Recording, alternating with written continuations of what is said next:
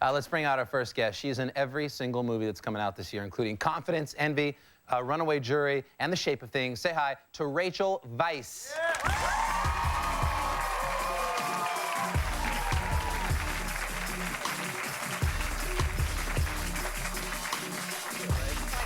Yeah, no, make yourself at home. What's happening?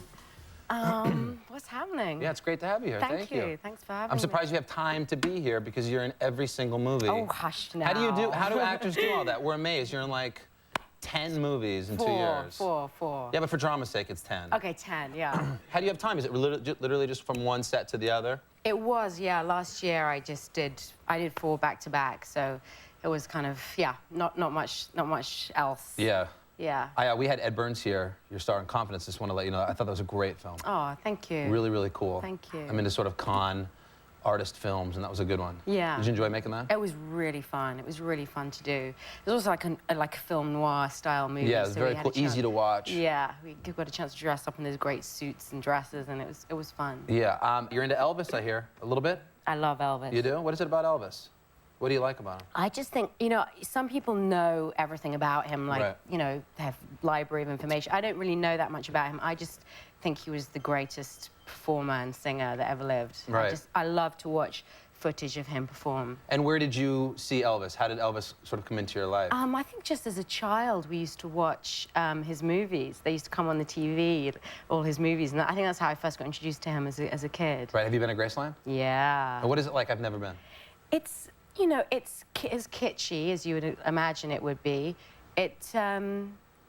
The people who work there seem to really care about Elvis, and they give you a guided tour, and they show you, like, this is the room where, this is the kitchen where he made the peanut butter sandwiches. Right, a lot of them. Yeah, he liked to eat, yeah. Spent a lot of time in the kitchen. And then they go through, show you all the stuff, and then at the very end of the tour at Graceland, and is he there? Is that true?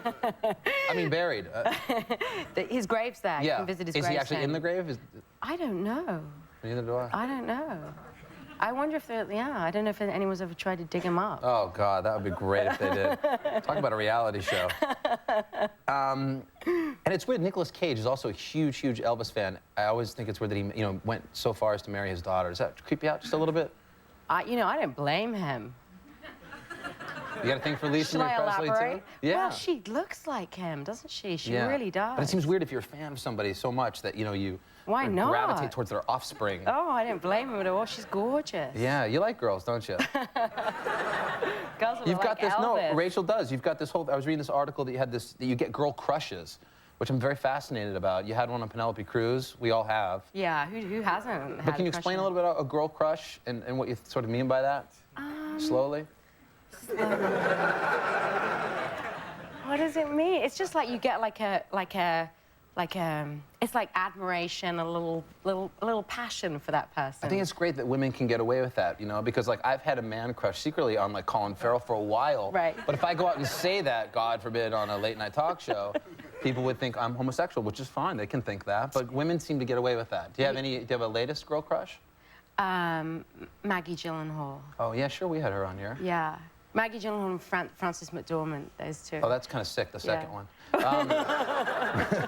Maggie, we had on. Did you see The Secretary? She was hot. Yeah, that was my favorite movie last year. That I was think great. she's amazing. Yeah. And Shakira.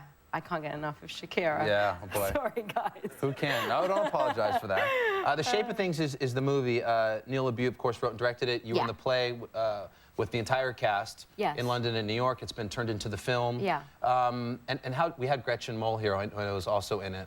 You guys spent so much time together in the theater doing it, and now on the set to make it into a movie. Do you get sick of each other? No, we didn't actually.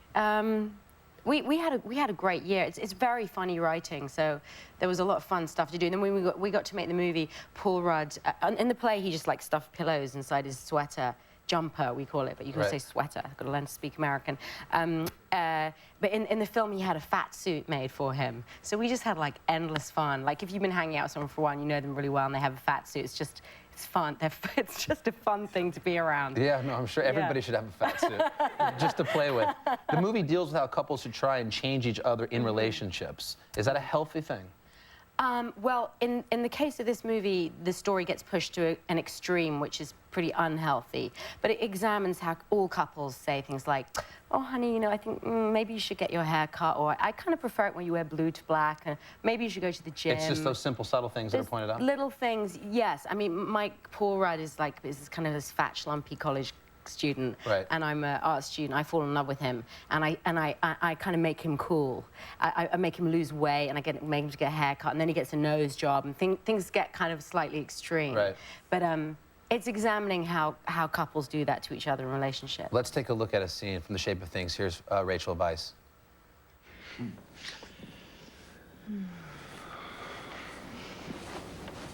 Were you nervous before? I mean, about us with the video. Oh, not really. A bit. Sure. Yeah, it's just, let's not watch it, okay? Do we have to do that? Oh, not if you don't want to. Good, because I don't think I could get into that, actually. See, I'm totally different. I think everyone should see themselves doing it, and their friends should see it, too. That's why the tape's going back to my place. Don't be so frightened of everything. I'm not. I'm frightened, anyway.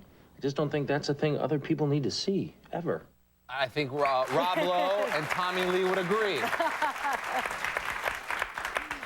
Yes or no, taping sex is a good idea for couples to do? God, I would have to say it's up to each individual. Oh, what a safe answer. Have you ever taped anything in your own personal life? I don't think so, no. No? You don't think so? It's like, at least if you do, put it in like the sickest safe or vault that nobody could ever get to. Yeah. It's amazing that they get out. Did you see the Tommy Lee? Did I see it? I own it on DVD. I got the VHS. They have it in hotels. They do, I swear to God. Seriously, they have on an Inspector pay-per-view? Vision, yes. Okay. Yeah, and some other great films. You're sweet to be here. It was a pleasure to meet you. I want to mention that in New York and LA, Shape of Things will be out on May 9th, and check it out. It's great, and confidence and everything else you're doing. Great to have you here, Rachel. Thank you. Rachel Weisz, everybody. We'll be right back with Nick Boomfield right after this.